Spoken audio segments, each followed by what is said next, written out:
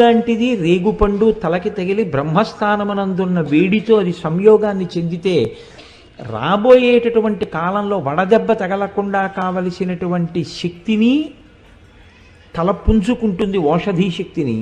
రెండు, ఇంత పరమ పవిత్రమైన ఉత్తరాయణ పుణ్యకాలంలో ఎటువంటి పాపకర్మలు చెయ్యకుండా మనిషి రక్షింపబడతాడు.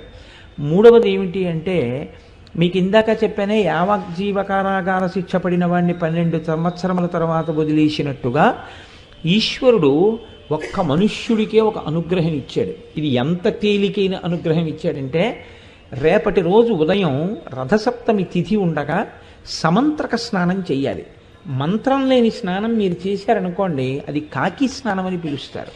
దానివల్ల ప్రయోజనం ఏమి ఉండదు. జిల్లేడాకులు రేగుపళ్ళు తల మీద పెట్టుకుని నేను పోసుకున్నానండి అన్నారనుకోండి, దానికి ఏం ఉపయోగం ఉండదు.